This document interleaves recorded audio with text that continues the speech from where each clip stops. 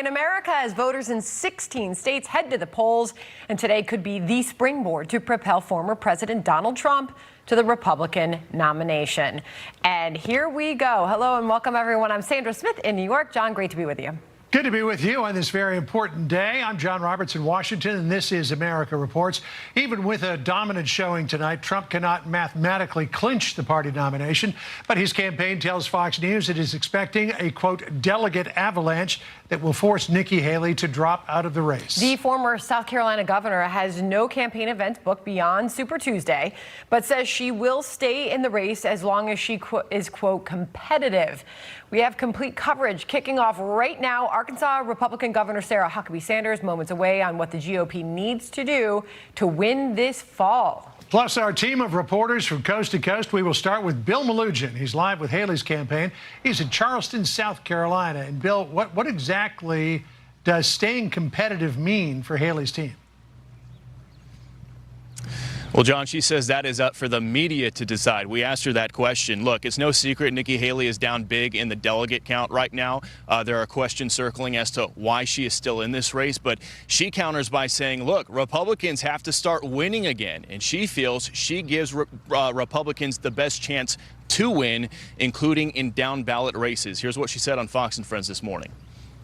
Glenn Youngkin was able to win, but that's because he ran it on his own and kept Donald Trump at arm's length. This is not personal. This is about the fact that we have to win. We can want to change the country all day long, but if we can't win an election, we can't do any of that.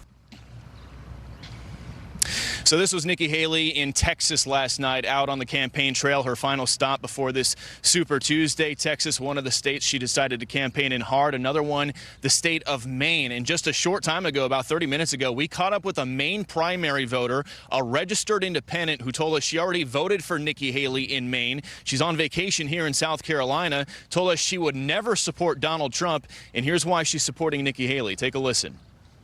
She stands for everything I stand for. She's a strong female. She was a great ambassador. She was a great governor, very strong in her convictions. If Nikki Haley does not win the nomination, will you support Trump? No. Why? I feel he's really bad for the country. I think he alienates too many people. And that Maine voter went on to tell us she would not vote for Joe Biden as well. Basically, if it were between Trump and Biden, she told us she would write somebody in. I can tell you we've been on the trail with the Haley campaign the last several days. That was not the first Haley supporter we've talked to who indicated they would not support Donald Trump if he were the eventual nominee. That is something Team Trump needs to be keeping an eye on. We'll send it back to you. And there's a big question as to whether or not Nikki Haley would support Donald Trump, despite the fact that she pledged to get on the stage of the RNC debates that she would. Bill Melugin for us. Bill, thank you. Sandra? Sarah Huckabee Sanders is joining us now. Governor of Arkansas, one of the states voting today. Governor, great to have you here today. You have endorsed your former boss, President Donald Trump, and there are some who think he may be able to clinch the nomination as early as next week. What are your thoughts? Well, obviously, I think this is a two-person race between Donald Trump and Joe Biden. President Trump has all of the momentum on his side. A huge and unanimous win earlier this week from the Supreme Court, heavily in his favor. There are a number of states voting today, including Arkansas, which I know is going to deliver a big win for Donald Trump, as well as I think the vast majority of states voting today. This will be another big day for him and help him continue to build momentum to take down Joe Biden in November. All right, so Governor, Nikki Haley's fate is obviously on the line, as the Wall Street Journal states today as Super Tuesday kicks off. She has no planned events, we're told, or any campaign ads booked beyond today, beyond Super Tuesday. Here she is on the state of the race this morning. Listen. I don't know why everybody's so adamant that they have to follow Trump's lead to get me out of this race. You know, all of these people deserve to vote. 16 states want to have their voices heard. Let's let their voices get heard. I think it's as pro-American as it gets. That's where democracy. We don't anoint kings in America. We let people have choices. If this is a done deal, as the New York Post put it in their headline on their cover this morning, what's her future? You know, she says that it's not about following Donald Trump's lead, and I actually agree with her on that. It's about following the lead of the voices of the Republican Party who have been very loud and very clear that they want Donald Trump to be their nominee and they want him to take Joe Biden on. This is a clear contest between two candidates who have both been president and have a record to run on. Donald Trump has a record of success coming from a position of strength, while Joe Biden is running from a position of weakness. That is a clear contrast that's going to put him far ahead. I don't know what the next step is for Nikki Haley, but I do think it is time for her to step aside and let the party rally fully around Donald Trump so that he can take Joe Biden on and beat him in November. Well, and that is what the former President Donald Trump is talking about, unifying the Republican Party. Listen here. She said she'd never run against me, and she did. She said she beat Ron DeSantis in Iowa, and she didn't. She ran up and she misrepresents a lot of facts. She's not doing nearly well against. She's not doing very well against Biden. She shows these polls that nobody ever heard of. I want everybody to come together. We're going to have a unified party because our real opponent happens to be named Biden. Okay, so those polls that Nikki Haley likes to reference do show in many cases her beating Joe Biden in a general election matchup by more points than Donald Trump. So what does Donald Trump need to do, if the nominee, to beat Joe Biden in November? I think all the things he's doing right now, he has run a great campaign. And if there's a poll that shows her ahead, it doesn't really matter because she's not going to get through the Republican primary. Donald Trump is set to win big. He beat her by a significant margin in her home state. And that is not a good story to tell.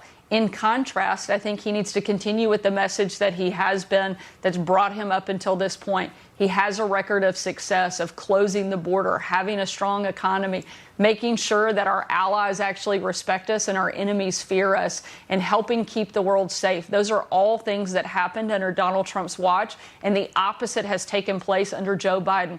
Very clear contrast. Again, one a record of success and one a record of failure. And I really like Donald Trump's chances, not just today, but also in November in a head-to-head against Joe Biden. Just a final thought on that. Are you concerned, though, that those Republicans who said they could support Nikki Haley, many of which say that they could never support Donald Trump, are you concerned about him winning over some of those Republican voters come the November election? I'm not. If you look at the polls, Donald Trump is dominating Joe Biden, whether it's in Pennsylvania, Ohio, a lot of those key battleground states. The latest polls have him up +6, +9. National polls in a head-to-head, he is the clear front runner, both in the primary and in the general. All the momentum on his side. I feel very confident. Again, if you had two people who were virtually unknowns, you might have a different story. But these are two very defined candidates. There are no questions about who these different people are. They've both served as president. They both have a record, and one has dominated the other, and that's Donald Trump. Really interesting. Something we're going to definitely dig into tonight, sort of looking at what voters will potentially be asking themselves throughout the day today, and that is, are they better or worse off than they were 3 years ago? And it'll be interesting to dig into some of those numbers. Governor, appreciate your time today. Thank you for joining us. Absolutely. Thanks for having me. All right, John? Always good to see the governor. Donald Trump is officially on Colorado's ballot for today's Republican primary after the Supreme Court ruled that states cannot remove him from consideration under the 14th Amendment. However, a lot of people think that Nikki Haley has a chance to do well in the Centennial State. Alicia Acuna is live in Denver. How big a role, Alicia, will unaffiliated voters play there? Well, hi, John. Yeah, depending on turnout, unaffiliated voters could very well dominate this primary. Voter registration in Colorado has undergone a sea change over the last decade. Take a look. According to the Secretary of State here, unaffiliated voters make up 48%, nearly half of the registered electorate. Democrats at 26.5%, Republicans close to 23.6%. 10 years ago, it was about a third, and a third.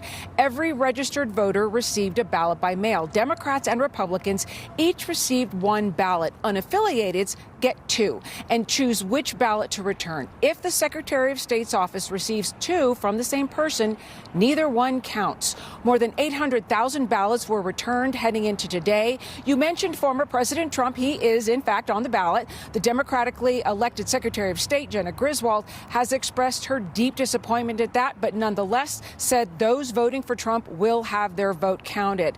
Trump has not spent much time here in blue state Colorado, but Nikki Haley and President Biden have both been here in recent months. We talked to voters about what matters most to them. Democracy, women's reproductive rights, social safety net. We need to protect Social Security, Medicare. The border is a big issue to me. We need a little more control there. The economy. I'd like to see the inflation go down. I just think, America's ready for a little bit of change. John, on the issues, Denver has received more immigrants than any other city in the country. That's per capita. Folks who live here say they feel that. People in surrounding cities and towns say they feel it. It'll be interesting to see if that is also reflected in today's results. John? Yeah, and they're not alone in that as well. Alicia Acuna for us. Alicia, thank you. Sandra?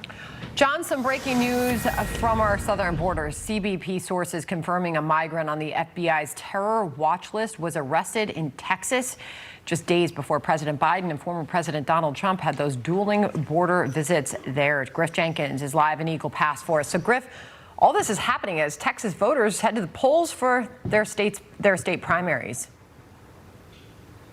Well, and that's exactly right, Sandra. And they're certainly aware of the national security risks that this crisis has brought. Now, Fox has just confirmed moments ago that on February 21st, just a week and a day before former President Trump's visit right here to Eagle Pass, a Colombian national, 40 years old, named Carlos Obed Yepes Bedoya was crossed and was apprehended by Texas DPS, handed over to Border Patrol, and matched the terrorism watch list. Now, for some context, when you hear terror group in Colombia, it's a bit confusing, and that's because the majority of Colombians that match the terror watch list are from an organization known as FARC. Now, the report does not name the organization, but the FARC was a paramilitary guerrilla group decades ago that disbanded nearly 10 years ago. So we're hoping to find out a little bit more. In the bigger picture, this fiscal year, there have been 59 matches to the terror watch list since the fiscal year began on October 1st. 58 of the 59 crossed the southern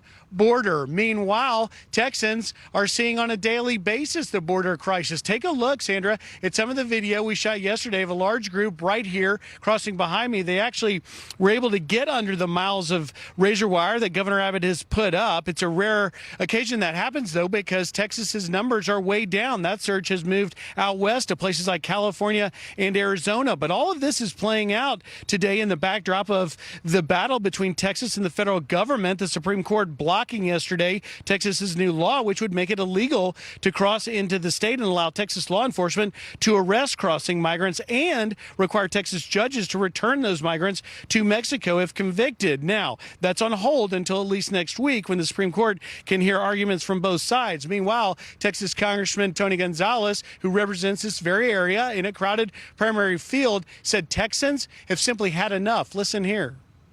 What I keep hearing from residents that live throughout the district, but particular border communities, is, ya somos cansado. We're exhausted. People have had enough. We just want our lives back. And it's very clear that Joe Biden started this crisis. And Texas is the second biggest prize, Sandra, today. There's 150 GOP delegates up for grabs. And if Trump can win the majority statewide in all congressional districts, it would be winner take all for him. Sandra? All right, Griff Jenkins on the border for us, Eagle Pass, Texas. Griff, thank you. And we will have Super Tuesday covered for you right here with Brett Baer, Katie Pavlich, Mark Penn, and Stephen Law. All coming up live as America Reports. And do not miss our special live coverage tonight once polls begin to close. 7 p.m. Eastern Time with Brett Baer and Martha McCallum leading our coverage live from New York. And, John, I really do think it's going to come down to a question on the economy in some of these states where voters head to the polls and they look back at their life 3 years ago and compare it to what it is now. And a lot of that is about the economy, inflation, those rising prices. And while this is an administration that is telling telling them that things are better and economic policies are working. Poll after poll, and we can look back at our Fox News voter analysis from the previous primaries, show that people still don't feel great about the economic environment right now, and we'll be digging into some of that tonight. But as we pointed out time and time again as well, and to Griff Jenkins' report just a moment ago, immigration was very big in South Carolina. It was big in New Hampshire. It was big in Iowa. So that'll likely play a role, particularly in the Texas primary going on today. We are waiting to hear from the White House as millions of Americans head to the ballot in 15 states and a territory for Super Tuesday. We will monitor the briefing for headlines once it begins. Plus this. I don't recall if I ever said I don't remember. I don't recall saying that he owes me money. I don't recall ever saying that. I don't recall. Terrence Bradley there testifying he did not know or did not recall when Fani Willis started dating Nathan Wade. But a new witness could blow those claims right out of the water. Guy Benson and Richard Fowler take that one up next. Shell new court filing claims Fani Willis told a key witness in her misconduct case to keep quiet about her affair with Nathan Wade. And now the person who overheard the conversation says that she is willing to testify. But will we hear from her? Guy Benson is the host of the Guy Benson Show and a Fox News contributor. Richard Fowler, also a Fox News contributor. So this claim comes from David Schaefer, who was a co-defendant in the Georgia case with Donald Trump. He says that Cindy Lee Yeager, who was a Cobb County prosecutor, says Terrence Bradley was visiting her one day. Here's what Schaefer claims in a court filing. In or around September of 2023, Mr. Bradley was visiting Ms. Yeager in her office when Mr. Bradley received a telephone call. Ms. Yeager obviously overheard the call. Heard District Attorney Willis tell Mr. Bradley, "They are coming for us. You don't need to talk to them about anything about us." Now, Yeager claims that Willis and Wade's affair began in 2019. So we've got a couple of things here. We've got somebody else who says the affair began at an earlier time than Wade and Willis claim. And then this might be an indication that Bradley may not have been telling the full story when he said he didn't talk to anybody about his testimony. Richard. I mean, listen, this is definitely interesting developments out of Atlanta or out of Fulton County because this case is so monumental to this election, right? As folks are voting, we have to figure out, will Fani Willis continue to be the prosecutor? And if she continues to be the prosecutor, how will she prosecute the case, not only against Trump, but also against the other co-defendants? One of them today, we found it in reporting, have text messages saying that he sent the memo about the other set of electors to the White House, and so there's some more details there. And I think while we focus on Fani Willis because it is blockbuster and it is hard to not watch, it's important to remember that this is all out of the fact that there was an attempt to steal the election in Georgia. There's evidence to that, and there are also witnesses and folks who are indicted who pled guilty to doing this as part of her investigation. I mean, this is salacious and everything, Guy, but there's a fundamental sense of is the Justice Department being fair here, or do they have their thumb on the scale? We remember that Terrence Bradley subtly forgot everything that he talked to Ashley Merchant about. We saw that just a moment ago in the report. But there's one indication here in text messages between Merchant and Terrence Bradley, and they talked a lot. Look at all this, where he indicates why somebody might not want to say anything. She texts him and says, "Any idea who I could get an affidavit from on the affair?" Bradley responds, "No. No one would freely burn that bridge." Legal community in Fulton County is pretty tight, and Bradley doesn't want to be out there throwing these two under the bus, I would imagine. Even though in some of those text messages, he said absolutely the affair started before Fani Willis and her lover, Nathan Wade, have testified that it started, which plays into some of the ethics questions at play. So if you rewind the tape throughout this whole series of hearings, you have one of Fani Willis's longtime friends testifying that the affair started earlier. You have now this gentleman, at least in text messages, saying and affirming, yes, it started earlier. Now he's saying, oh, that was just speculation. Then there are the perhaps telltale phone records where Nathan Wade's phone was showing up in the vicinity of Fani Willis's residence dozens of times during this time period, including overnight. They said that never happened. So I think the conversation at some point, John, might shift from not, will Fani Willis be removed from this case? I suspect that she will, or she should, certainly at this point. Will she face charges? Will she be on trial at some point for perjury, for potentially witness tampering, if she's calling a witness to tell him not to testify against her and not to say anything, I'm not a lawyer, but that would seem to be witness tampering or obstruction of justice. This could get much more damaging, not just for her case, but for her career and her legal peril. I was wondering about the idea of perjury on the stand. But do you think that they are going to elevate charges based on everything that's going around this, Richard, or do you think this will simply be a case of whether or not she gets disqualified from this case? Listen, I'm not a lawyer. I won't play one on television. But I do think there's some ethical concerns here, which is why this hearing is happening. But Guy is right. Let's rewind the tape. Why are we talking about the district attorney in Fulton County? There's thousands of district attorneys across the country. Why is she so important in this moment? She's important because prior to her being known, there was a call made between the former president of the United States and the Secretary of State in Georgia, where he said, you need to find these 11,000 votes. While that was happening, there was also individuals who were trying to create another slate of electors. While that was happening, there were folks who broke into electoral center in the state of Georgia. All of these things add up to the fact that there is an investigation into the president and many of his associates on what they did in Georgia, which is why we're talking about Fani Willis at all to begin with. But the justice system has proven time and time again that even if you've got somebody dead to rights on something, if the process is flawed, that person goes free. And look, if you're going to prosecute a former president of the United States and a current presidential frontrunner, which is what Fani Willis is doing here, she went into this eyes wide open, understanding the searing spotlight of scrutiny would be on her. And if you're going to take that shot, and actual lawyers can debate the merits of the case that she has, if you're going to take that shot, you need to have your I's dotted, your T's crossed, your nose clean.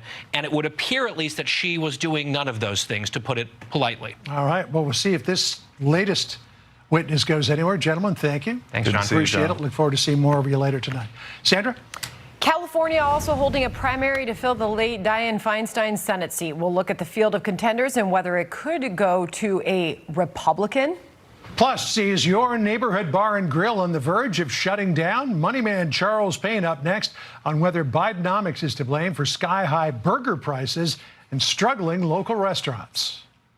To the grocery store and get everything we needed for $120. Now it costs us $250. And hamburger meat, great gosh. I thought one time there, I thought I was buying the whole cow.